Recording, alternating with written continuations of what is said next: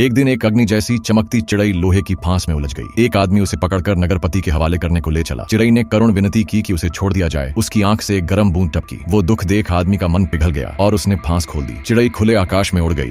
जाते जाते उसने आदमी की ओर देख शुक्र जताया और उसका भला चाहा। कृतज्ञता में उसने एक रहस्यमयी पढ़ दिया जो संकट के वक्त आदमी की हिफाजत कर सकता था। मगर जब आदमी ने चिड़ई को नगरपति को नहीं सौंपा तो राजा ने उसे कैद कर लिया। अपनी बात सच साबित करने को आदमी ने वो पर दिखाया, पर तब वह मुरझाया सा लग रहा था। लोग हंस पड़े और राजा ने इसे छल समझा। गुस्से में राजा ने मौत का हुक्म सुना दिया। जैसे ही जल्लाद ने कुल्हाड़ी उठाई वो पर जलने लगा और उसी वक्त चिड़ई वहां आ पहुंची। वो आदमी की पीड़ा महसूस कर उठती आई और गांव को अपने तेज से रोशन कर दिया। अब सबने मान लिया कि आदमी सच बोल रहा था और उसे वीर मानने लगे। राजा ने मजबूरी में उसे इनाम दिया, पर भीतर ही भीतर तिल मिलाया। कुछ दिन बाद राजा ने उसे एक नया कठिन काम दिया, बर्फ के ऊंचे टीले पर सोई एक हिमकन्या को जगा कर लाने का। राजा को लगा कि वो सफर में ही खत्म हो जाएगा, पर आदमी के पास एक जादुई छोटा कुआं था जिससे वह सीधा टीले की चोटी पर पहुंच गया। वहां उसे बर्फ से बंद एक फाटक मिला। जब वह निराश हो गया तभी वह पर फिर से चमकने लगा और द्वार पिघल गया। आदमी धीरे से बर्फीले महल में दाखिल हुआ और उस कन्या से मिला। पर ने उसे नींद से उठा दिया। लेकिन जब कन्या को पता चला कि उसका विवाह बूढ़े राजा से होना है तो उसने मर जाना बेहतर समझा। उसने आदमी का हाथ थामा और दोनों गहरी खाई में कूद पड़े। सौभाग्य से गधा वक्त पर पहुंच गया और दोनों को बचा लिया। आदमी कन्या को महल वापस लाया, पर कन्या ने नई शर्त रख दी, जब तक उसे अपनी नानी की अंगूठी नहीं मिलेगी वह विवाह नहीं करेगी। मालूम पड़ा कि वह अंगूठी एक विशाल समुद्री जंतु ने निगल ली थी। राजा ने फिर से आदमी को बुलाया और अंगूठी लाने को कहा। अब आदमी अपने गधे संग समुद्र की उड़ान भर रहा था, लेकिन गलती से समुद्री परिंदों से टकराकर नीचे गिर पड़ा। गधा फिर उसे ऊपर लाया और उन्होंने समुद्र में देखा कि एक भयंकर जीव लोहे की सांकलों से बंधा था। वो बरसों से बंधा था। उसकी पीठ पर काई तक उग आई थी। दैत्य ने आदमी को देखा और रो पड़ा। आदमी ने समझा वह रिहाई चाहता है। वह और गधा उसकी नाक में दाखिल हुए। गधा पंखों से गुदगुदी करने लगा। दैत्य को जोर की छींक आई। जंजीरें टूट गईं और वो समुद्र में वापस चला गया। आभार में उसने एक सुनहरी मुद्रिका दी, वही जो कन्या को चाहिए थी। अब आदमी उलझन में था। अंगूठी देगा तो कन्या राजा से ब्याह करेगी। असल में अब तक आदमी को कन्या से प्रेम हो गया था। उसने तय किया कि वो कन्या को लेकर भागेगा। रात को वह चुपके से तैयारी कर रहा था, पर दूर खड़ा मंत्री देख रहा था। उसने सैनिक बुला लिए। दोनों पकड़े गए। राजा को भनक लगी और वो गुस्से में हथियार लेकर आए। उसने बिना सोचे समझे